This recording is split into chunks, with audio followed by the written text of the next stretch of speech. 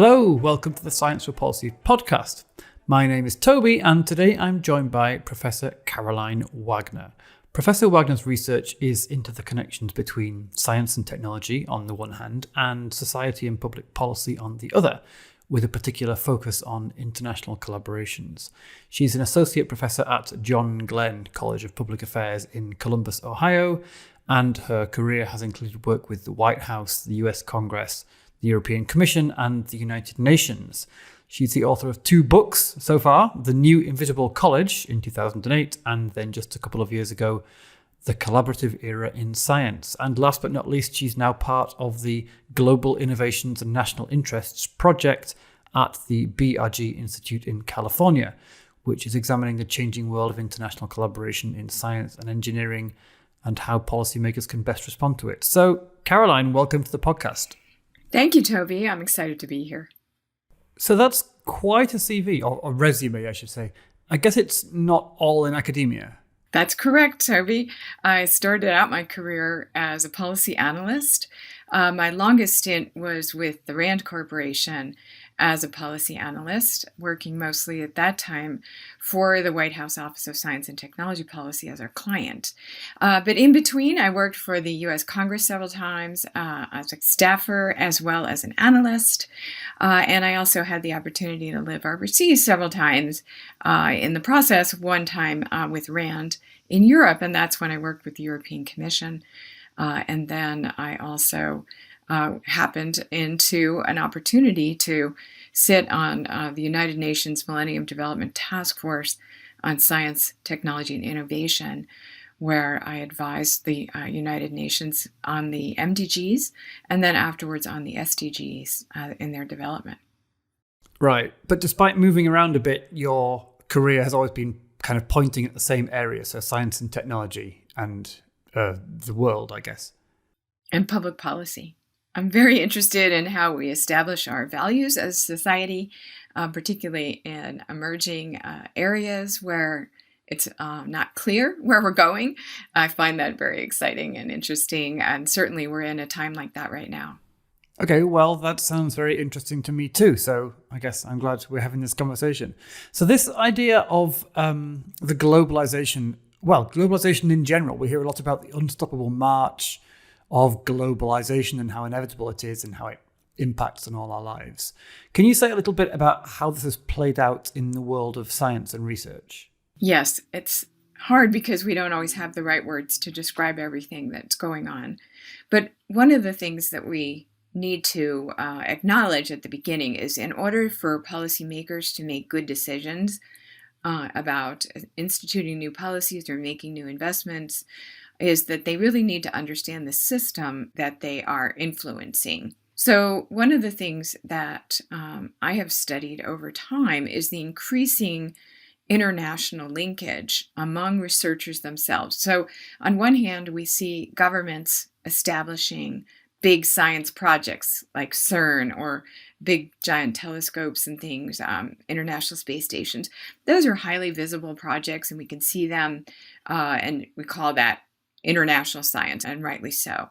But under the waterline, let's say, we see the tip of the iceberg is these big science projects. Underneath that waterline are hundreds and hundreds of self-organized, self-identified projects that scientific researchers create themselves, right? They reach out to someone they know, they've worked with, they've met at a conference, someone who has a complementary capability to theirs, and who will help them advance their research. And so what we see there is that these researchers really make up the bulk of international collaboration in science. So the things that we think of as international are important, but we don't see these other activities. I called it the New Invisible College in my book in 2008, because it really has been rising, this kind of international connection among self-organized, self-motivated, spontaneous scientific connections has been rising at just a spectacular rate in terms of numbers. So that number has gone up and up and up. And for most of the very advanced scientific countries, all of the growth of their scientific output is at the international level. So in other words, all new stuff coming out of the United States or Switzerland, Netherlands, UK is international. People are connecting to one another independent of national allegiances to their scientific research. So what we see is that kind of activity has grown at a very, very rapid rate and constitutes a large percentage now of any kind of collaborative research, and certainly outpaces any kind of big science activity. So that part, I don't know that we want to call it globalization. I tend to call it a global network. It's not international in the sense that nation to nation are arranging these things. And it's not necessarily global in the sense that finance is global or trade is global, but it has this kind of global character. And so I call it a global network. It's not necessarily top-down command and controlled response. You Swiss person, you work with this French person. It's not as directed as that. And so we know that there's a network of people that connect to one another or disconnect, as the case may be. So I call it a global network. Right. Yeah, interesting. So you characterize these two levels of collaboration, so big international science projects on the one hand, which are very much government-led, and then collaborations between researchers, individual researchers on the other hand, which are mostly kind of more opportunistic. And I wonder if, coming from Europe as I do, we have a model that's somewhere in between those two. So in the EU, as I'm sure you know, we have like a massive amount of research funding allocated by the European Union itself, which is not a nation state, and it's not all about, in fact, very little of it is about big science projects. But on the other hand, it is still a kind of state-mandated requirement that international collaboration should happen. You don't get the money in most cases unless you're doing science across borders. So how does the European funding regime fit into your schema? So this is a great segue into discussing the influences of political decision-making.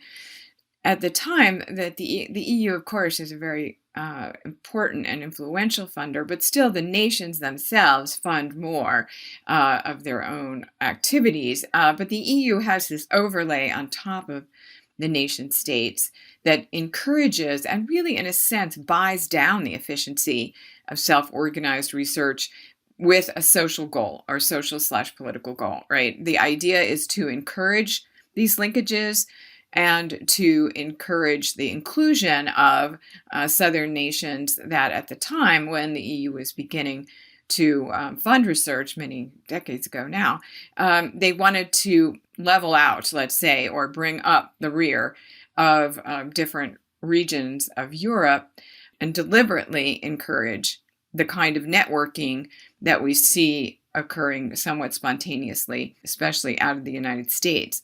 Now, that's not to say the United States doesn't have a similar approach. However, the U.S. does it slightly differently in that we have a program, for example, through the National Science Foundation called EPSCoR. EPSCoR, instead of requiring an inclusion of laggers, let's say, EPSCoR goes into states in the United States that are not operating at the levels of a Massachusetts or a California and helps those states to bring up the rear, right, in order to encourage them to be part of the public research system. So it's a slightly different way of doing things than the EU did, but the goal is somewhat the same, and that is to enhance capacity even among countries that don't have necessarily frontier level or world-class level capacity. So that kind of political intervention is more on the policy side, in my view. Those activities, in fact, I think the European Union can claim great success with that program. They have indeed created a European level of cooperation. They brought up a lot of regions of Europe that weren't necessarily operating at world-class levels. So it's been very, very successful, but it is a political action, whereas I would consider it slightly differently from the self-organizing scientific activities that scientists themselves engage in. Okay. So then, setting aside the political actions, whether those are between countries or at a supranational level, let's focus on these individual collaborations. And what's behind this? Is it the result of policy decisions, or is it more organic? It's highly organic because, in a way, a nation, especially when public coffers are used to fund research, they tend to want to see the benefits of that research go to national public goods. So in a way, part of the reason I got into studying it in the first place is how counterintuitive it is, because it was rising and rising and rising at a spectacular rate, and yet nations aren't really that interested in it. Aside from the big science projects that they are engaged in, they're not that keen on seeing their individual scientists link with somebody from another country when it's not necessarily clear where the benefit accrues. So who's benefiting when our scientists, let's say here in Ohio, are working with researchers in Malaysia? Who's benefiting from that, and how would you count it? And of course, as we know, everybody wants to be able to account for public funds and their benefit to the taxpayer. So we have this problem, let's say, not problem, but a challenge, in which we have to see the extent to which these kinds of international activities are benefiting. Now, in the United States and Europe is the same. The funding is given to researchers themselves with the idea that they will put it to good use towards the scientific goals they've enumerated in their proposals. So they are given funding in part out of merit, in part out of aspiration, in part according to the interests of government to fund certain things. So we know that those different pieces of the system kind of merge together in making decisions and allocating and adjudicating among kind of competing priorities for funding. But then researchers can connect with whom they wish. They can kind of speed date and marry, anybody they want to across the scientific world, scientific spectrum. And so we see that as being one feature of this network dynamic. That is that researchers will look around, we call it local search. They'll look around and say, who do I know that can help my research and complement my work, or speed it up, or add a component that I don't have. So that's one aspect of it, and that is kind of the motivation of the individual researcher themselves. The second aspect of this answer to your question is that over the last 40 years, let's say, many, many, many nations have invested in research and development, building their own national capacity to conduct good, solid research and development, and to make that work visible to others in a scientific community. So where you can have scientific capacity in nations, unless you make it visible, nobody is really going to see it. If you're not seen, people aren't going to reward you with citations and funding, and you're not going to be visible to connect with someone else. And so what we see is that there's a dynamic of communication going on here, that people must communicate in order to participate in the network. And that is true at the local level, regional level, statewide level, international level. And so we have seen that where in 1980, 7 nations of the world were responsible for 90% of research and development spending. Now, if you take that same 90%, you would find 25 nations participating at that level. And so the idea of the original Endless Frontier, written in the United States in 1948, that we have this endless frontier of knowledge, right? There are many more actors working at the frontiers than was the case in 1980. And so at the same time then that we say, okay, the US is at the frontier, Switzerland, Netherlands, UK, Japan are at the frontiers, right? Well, now what we have is a lot of people around the world doing really interesting and good research. And so there's lots more people to link to. So as these researchers look outside themselves and say, okay, who's going to complement this research? Or do they have the equipment I need to help me with, or they have this data I could use, right? So they look around, and the local search, in a way, is vastly broader. They can look all over the world. If these countries and regions and institutions have stuck their heads up into that global network to say, hey, I'm doing this work, come and take a look. So we see that there's this kind of dual dynamic, right? So researchers are always going to look around and say, who's working with whom, and how do I enhance my research? And then at the same time, we've had these nations make this investment. And so we have lots more people and lots more knowledge available to us than was the case 40 years ago. And so we've come into a different world. Now, I think enhancing that, or maybe as a catalyst to that, we've had the rise of the internet, we've had cheap travel. And so all of these aspects kind of come together. They didn't cause the global network to emerge, but they do enhance it and catalyze it. So the availability of people, we've always seen scientists back from the beginning of the first Invisible College in the UK and England in the 17th century. They wrote letters to one another and pamphlets back and forth. So, before the internet, but we're still doing the same thing. We're just doing it faster. And so, and we're able to move around much more easily. And so people are able to connect and meet and find out about one another's work much more rapidly. And so that's kind of a third aspect of the dynamic that's going on here. And do we see measurable results from this? Is science going faster than it was before? Are we discovering more stuff? Are we writing more? What's changing?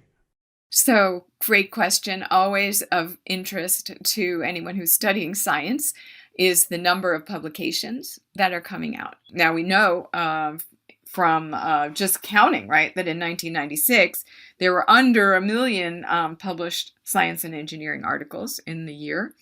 But in 2018, there were 2.5 million articles published as they are counted in curated databases. So what we see is that this 2.5 million in 2018 represents more than double since 96. It's more than 7,000 articles a day, and that's not even counting preprints. We saw that preprints, that is non-peer-reviewed materials that are published on platforms, became extremely important during COVID times, where people needed to know what was happening very rapidly, and people posted material on preprint servers. So there was just a tremendous amount more published, just a spectacular amount published on COVID in a really, really short amount of time. So that is one of the main measures that countries will use. Okay, so there's more science. But I mean, if you're also saying that a whole bunch more countries have joined the top ranks of global science anyway, isn't that just what we'd expect? Do we know how many of these extra publications are caused by more international collaboration rather than just more activity? So then you have to say, okay, if we have a certain percentage of these that are internationally co-authored, in fact, the most highly cited work is internationally co-authored and vice versa. Highly international is more highly cited. So we know that. So then we have to say, okay, does that mean that both countries can count the citations and say UK gets full count, US gets full count, or Germany gets full count, and so on?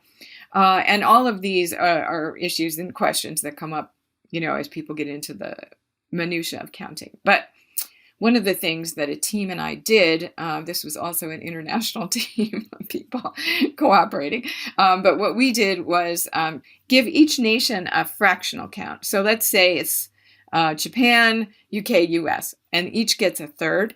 And then we take the citations to that article and say, okay, you get a third, third, and third. And we counted it that way to try to say, is there a way to tell whether or not nations that are collaborating internationally are also benefiting, at least in terms of citations, right? Because we also looked at mobility, who's moving where, which scientists move to that country from that country. We looked at questions about, what institutions people were in and so on. But what we found that was extremely interesting is that the more open a country is, that is, the more engaged they are internationally, the more they are allowing mobile researchers to come and go, the more that they look to bring in knowledge from outside in order to enhance science, the greater their impact. So in other words, what we found is that open countries have stronger science. Yeah, it's interesting that you can point to it so clearly that that's the case. But instinctively to me, it doesn't seem shocking. And then, so a few minutes ago when you were introducing the topic, and I know you were only sketching it, but you were saying that if you're a national government and you're giving public funding to research, then you want to know that the research is going to benefit your country. And so researchers self-organizing collaborations across borders might threaten that. And I'm kind of wondering why that might be. So to take your example of a US researcher taking some government money and then choosing to collaborate with someone in Malaysia, say, what's the problem there? It's not a zero-sum game. It's not like the US gets to keep half the knowledge and Malaysia gets the other half. I mean, surely knowledge is knowledge, right? Everyone can have all of it, and adding more partners only multiplies it. In theory. Where am I going wrong there? All right. So in communications theory, it is shown that the more powerful partner will benefit more. So that is, if I know more about a subject and I work with you and we do a project together, I'm going to benefit more. I already know more, and so therefore adding knowledge doesn't have any diminishing returns. So the more advanced you are, the more you benefit. Okay, so that's number one. So in fact, you would have to say the US would benefit more than Malaysia would. And in fact, some of these countries, what I call mezzanine countries like Indonesia, Malaysia, Mexico, Brazil, are in fact sometimes are wary of international collaboration for that very reason. They feel like they're being taken advantage of and not necessarily gaining. Although I think there's a realization that they gain up to the level of their capacity. So the second part of this, though, is diffusion of knowledge. And that is the part that I would push back on your comment, right? Because in fact, if we have someone, and this has been actually shown, Helena Bernard has done some very interesting work on this, and shows that if you don't have a deep, in-depth sort of what I call syncing. So you can have this linking effect, right, where you're linking around the world.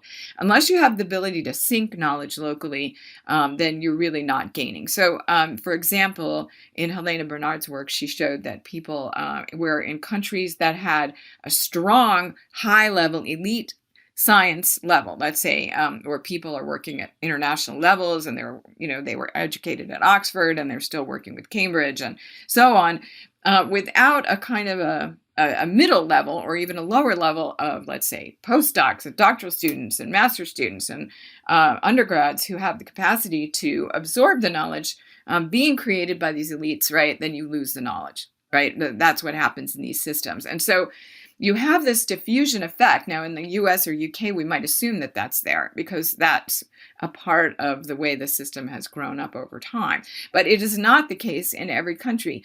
And this is where you see these countries like Malaysia, Indonesia concerned because their famous scientists are connected at the world level. The more elite the scientist, the more likely it is they're working at the global level. Okay, they're connected, they're globally connected, and therefore they are very tied in. However, do they have locally the ability to diffuse and disseminate their knowledge into the system so that it trickles down and is made locally available and can be made into the kinds of social goods to which the taxpayer pays? Well, it may look like it's there in some countries because you have these elite named scientists, but the question of the diffusion of knowledge locally, the spillover effect, the spin-off of knowledge into products and services and so on, doesn't occur. So these are parts of the system, right, that are extremely important to be understood at a policy level. So on one hand, I agree with you. In the most developed countries, we would say, hey, great, work with somebody from Singapore. That's fantastic.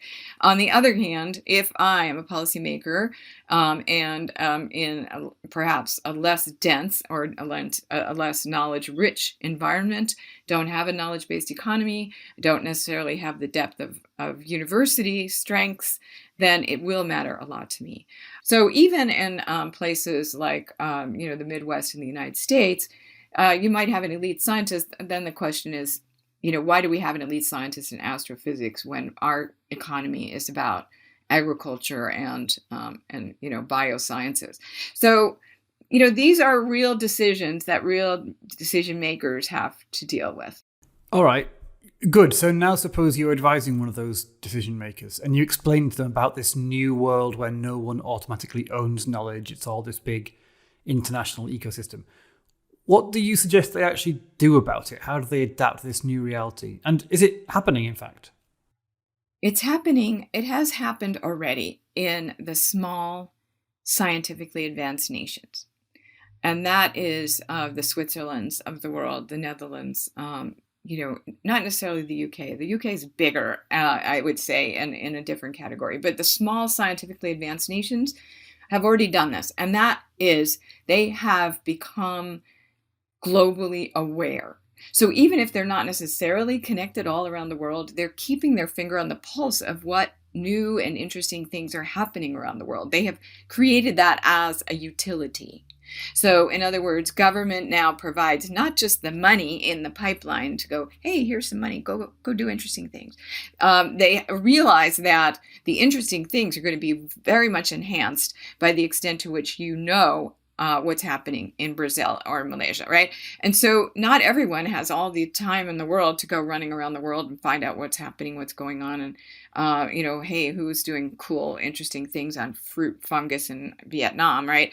That it's part of the government's function to help provide the knowledge, right, and infuse science with the knowledge that people need in order to stay at the frontiers.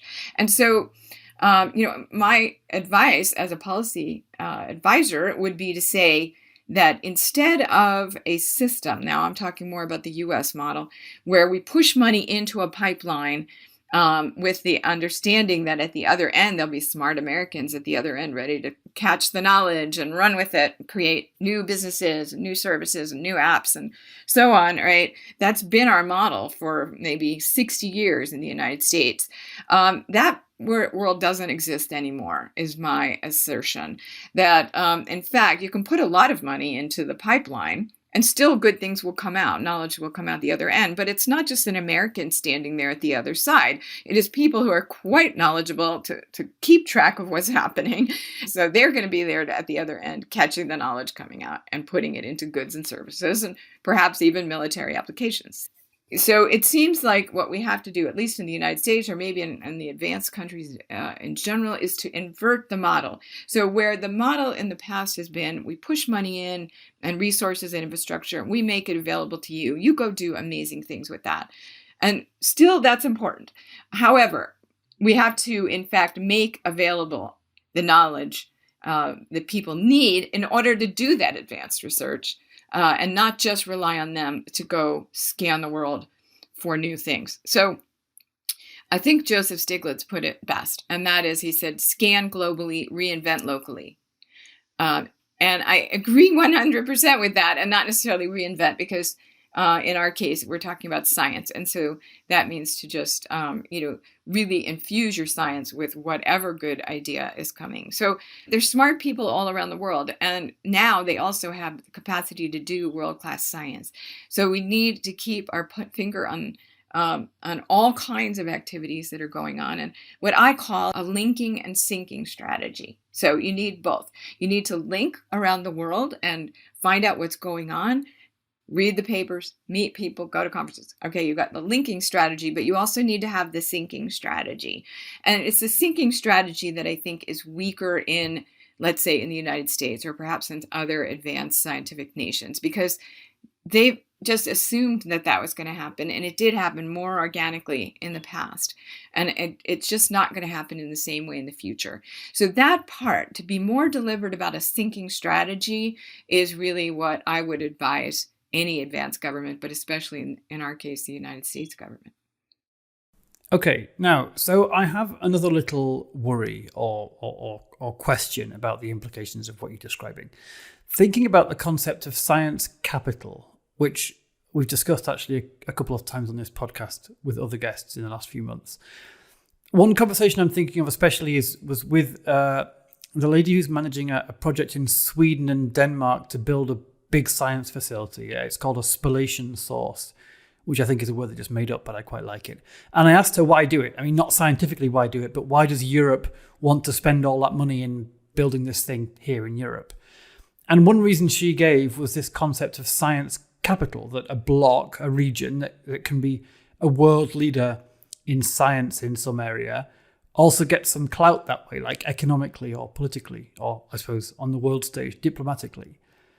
So, okay, but now I'm wondering if what you're saying somewhat undermines that, like the model is a bit outdated. If the way to tackle this globalization of knowledge networks that you're describing is to simply embrace it and, like, as a government, stop trying to do the best science just on your home soil and instead empower your people to seek it out wherever it is and bring it home.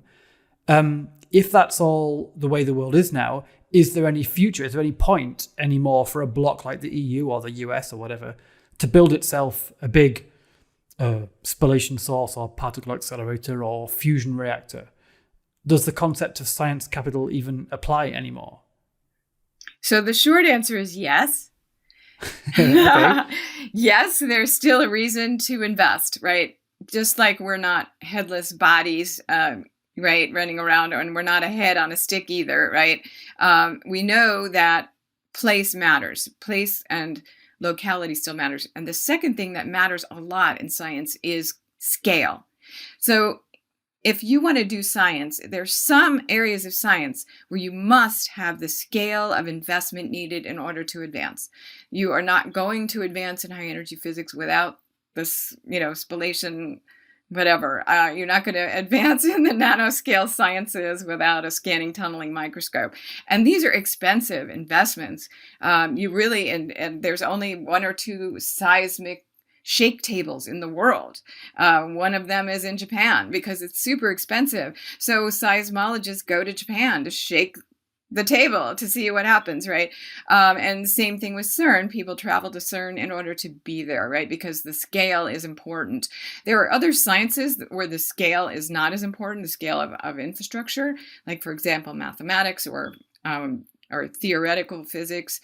However, what we find even in those sciences is they're more international over time. They're more connected. So it's not one or the other. I think there's a paradox of connection and geographic concentration. Some of that is needed. And sometimes where it's located really matters, and it really makes a difference. Other times, it doesn't, right? And so it partly depends on the science itself, partly depends on the scale of the equipment and the cost of that equipment. And certainly we know, as your interviewee said, it sometimes matters a lot that you have the ability, the capacity to do the research locally so that people can get that hands-on experience, the hands-on knowledge in order to advance their science. And certainly we see this with industry, that when you move all your high-tech industry offshore, you find that you're not then learning about the mistakes you made in the last generation in order to enhance your product for the next generation. So it's something that we're learning about learning. So some learning, and even this year we've done Zoom learning. Some Zoom learning will continue and some will not, because some things just cannot be done over a virtual environment, and other things can. So these are, in fact, some of the maybe mysteries still of scientific communication, but certainly it does matter that you have the investments and that they be distributed in a way that people can get to, and so that they can visit these places. Yeah, fair point. I mean, I was kind of thinking, if I'm a seismologist, why do I care if I have to fly out to Japan to ride the shake table, which sounds like a lot of fun anyway. But of course, you're right. It's not just me, right? It's my team, it's my students, it's the public who can visit and understand what's going on. Yeah, fair enough. I had a question also about the value of competition, because it seems like competition is valuable for science, as it has also been for like art and sport and, every area of human endeavor.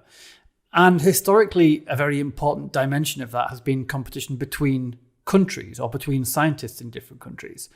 And if we replace that competition with a big, friendly, global collaboration where all the best experts team up, do we not lose something important?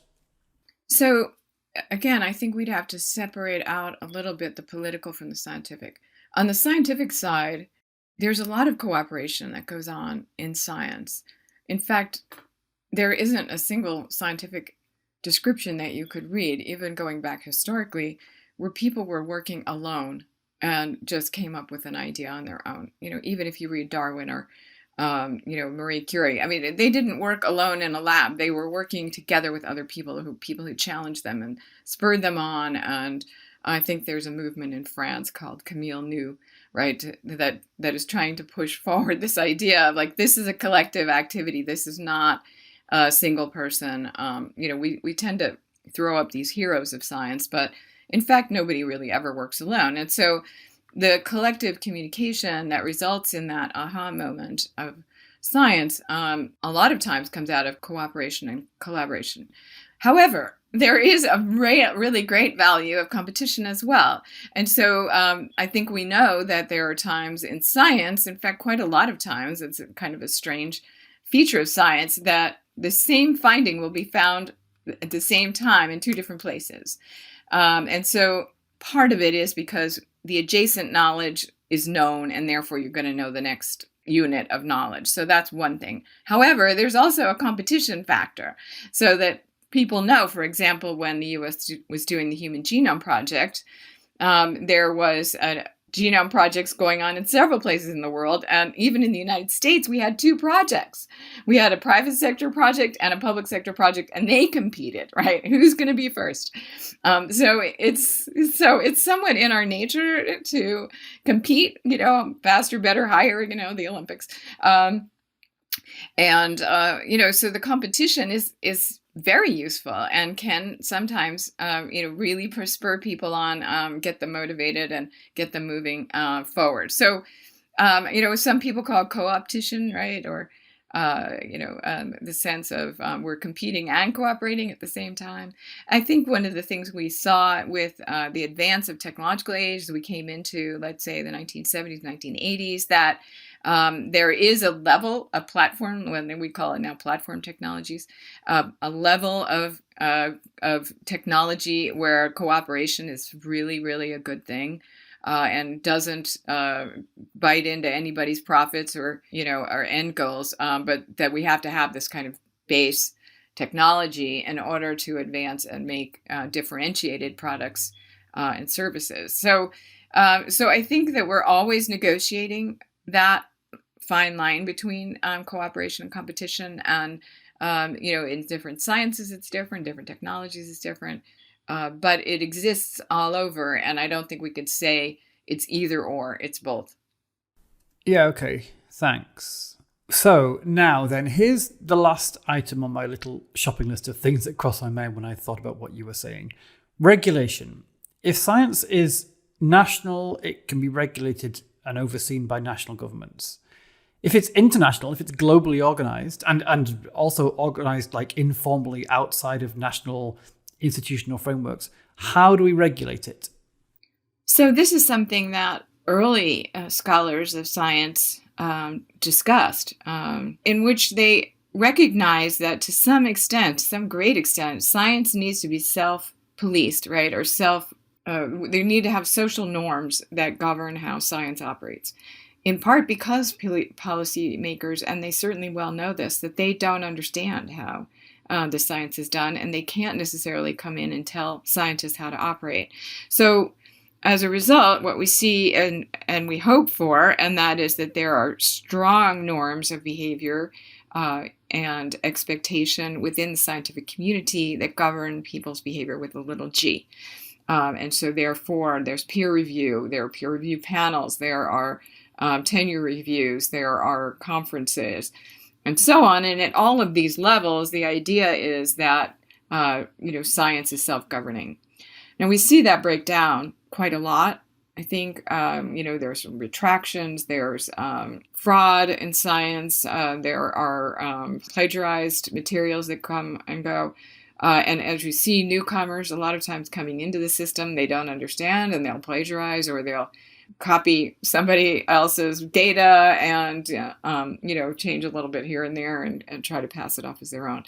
But the system does tend to catch those things.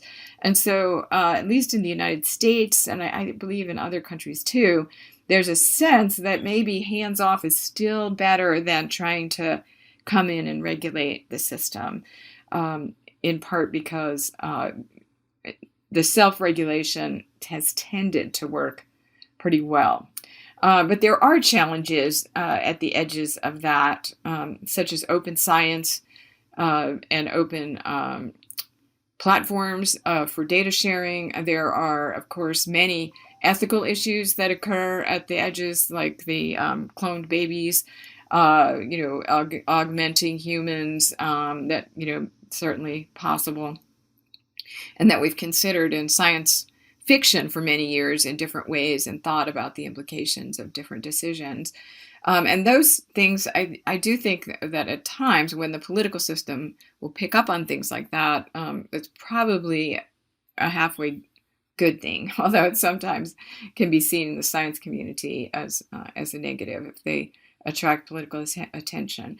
But I do think that we're constantly challenged as a community to ensure that the self-governance is operating effectively, because if indeed we do attract regulation, it's almost always less efficient and less effective than self-governance. Yeah, I mean, okay, I'll buy that, most of it. But my worry is not so much that self-governance won't catch the problems that top-down regulation would. My worry is more that if we're talking about a global scientific community, we're putting a lot of trust in that being a single community with a single set of norms, and like a robust one enough to do the role entirely self-standing, as it were. I mean, perhaps this is just my inner socialist worrying about the lack of state control. But let me put it this way. Surely the more your research community reaches across diverse countries with diverse cultures and traditions and even diverse sets of norms, the more challenging it will be for it to kind of self-regulate according to a so-called like universal scientific set of norms, if such a thing even exists. And I don't want this to sound like hand-wringing about, oh no, we're losing the Anglo-American liberal values or whatever. It's not that, really. It's more about coherence. Like, for a single community to be able to self-regulate, it has to have some coherent idea or other about what it's doing. Well, research shows that the scientific system tends to work on reputation and reward. So if your reputation is critical to being able to continue to do the science that you want to do and to acquire the resources you need in order to do that, then you really must protect your reputation fairly strongly. You really need to pay attention to your reputation. And for a nation, that's the case too. So we've seen China come under opprobrium from the system as a whole, as we saw a number of cases of plagiarism, fraud, data stealing, fake journals, predatory journals coming out. And, I think the Chinese Academy of Sciences has been actively trying to find these problems and to remind people of norms and to stop people from abusing the system. So it is a reputation economy to a great extent. And to that end, you were talking about science capital. Individuals also carry around that kind of science capital. So if you don't have it, you're not going to be invited to the next party. So it seems to me, and that may be perhaps too idealistic on my part or too optimistic. The question is whether it isn't in such disarray that it needs to be regulated from a command and control style system. And I think we know that, anytime you're talking about research, you don't know what you don't know. And so anytime you're going to try to impose guidelines and requirements on that system, you're going to make it less efficient. Just as we started out this discussion about the European Union's requirements for including people that you might not necessarily have included, you're going to reduce efficiency. And in that case, there was a social goal, and in the end, over time, it's really worked out.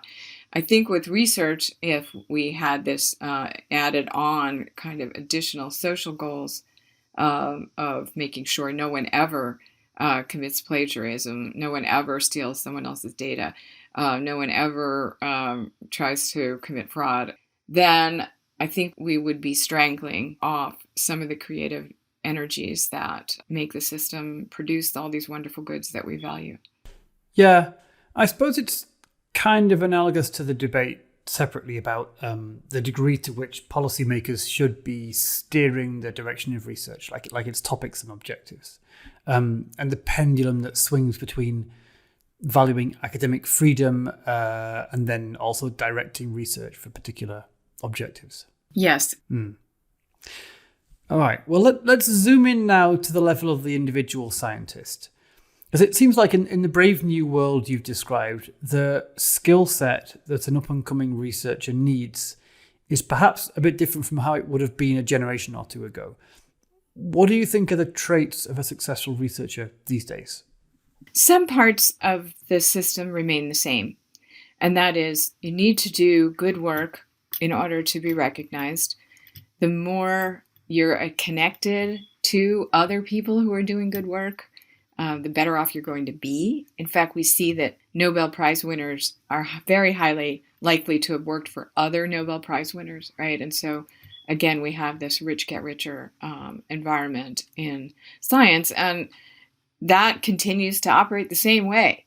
You need to get in there, you need to communicate, you need to do interesting work, you need to connect with smart people, you need to travel, right? And this year we haven't been able to travel, so it's going to be interesting to see what that does to scientific creativity. But that part hasn't really changed.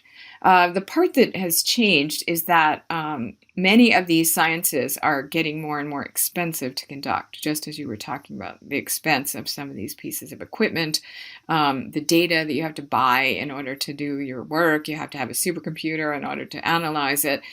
That part is challenging to up-and-coming young researchers because it's just that much harder to get access to the resources that you need in order to do your work.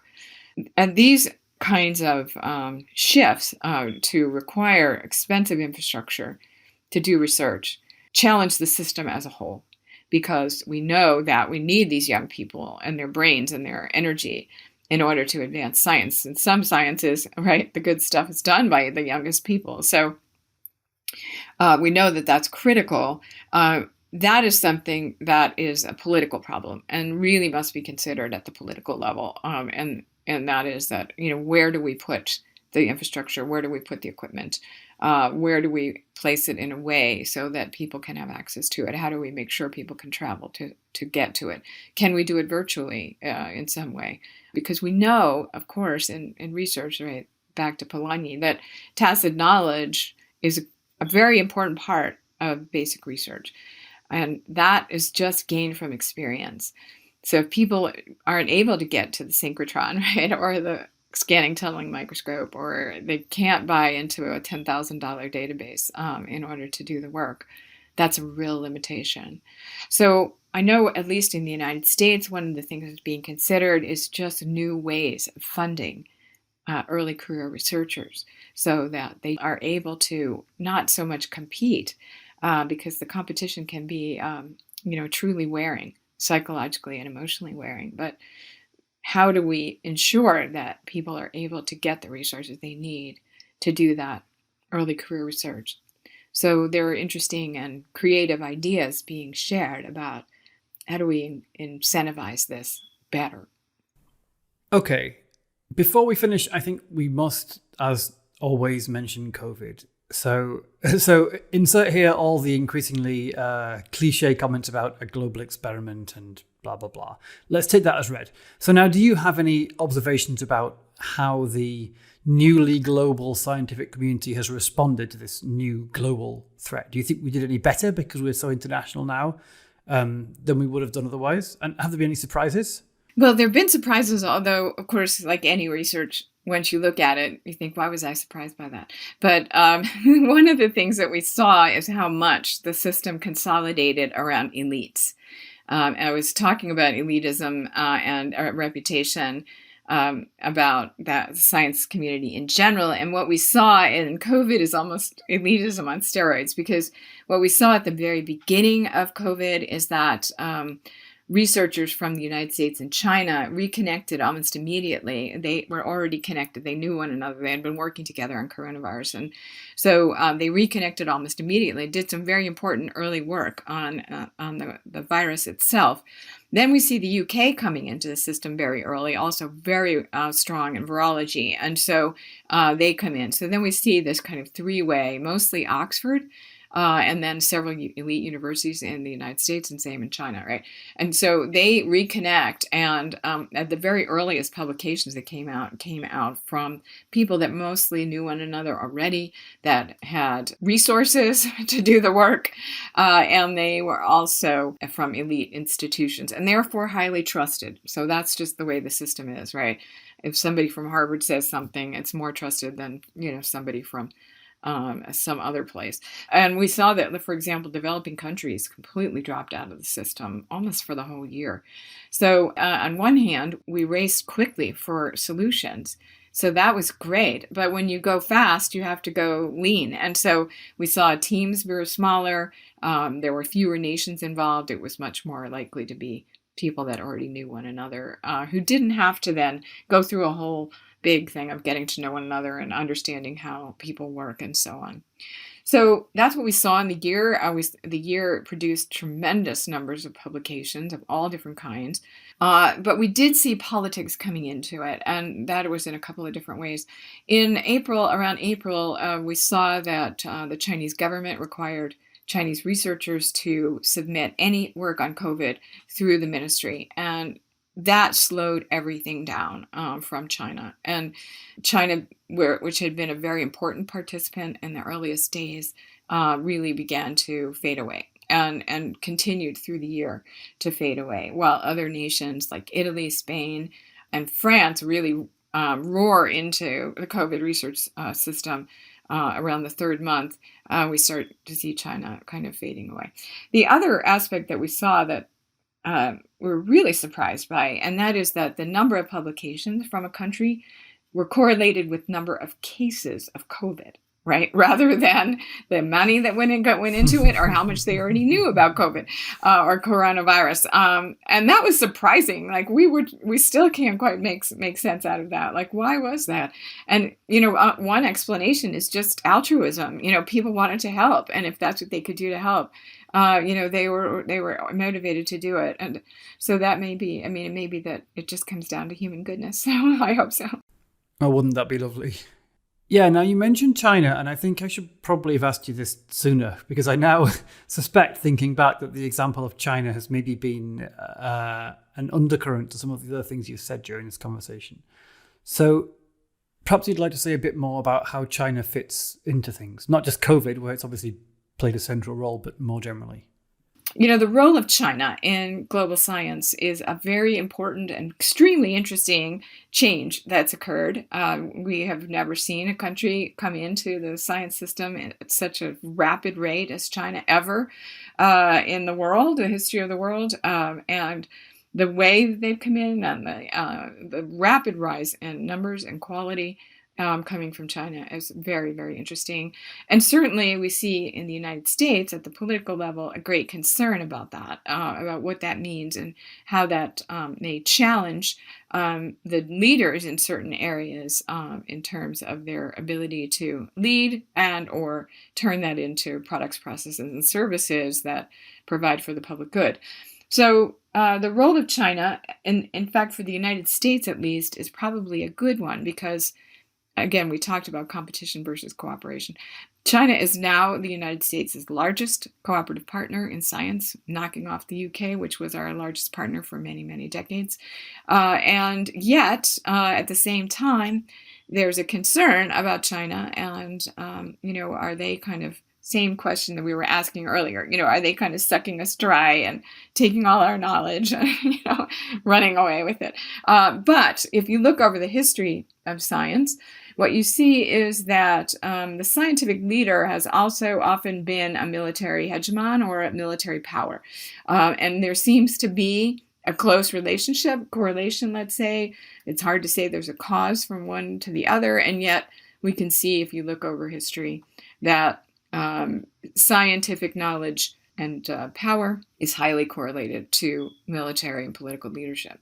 So I think there is, where Japan challenged the United States in the 1980s, it was never going to be a political giant in the same way that China wishes to be. So I think we have a reason to be concerned about China. Over time, they're trying to adopt and trying to operate by many of the social norms that other countries are using and have used. And these rules aren't developed by any single nation. These rules are just the operating rules of scientific communication.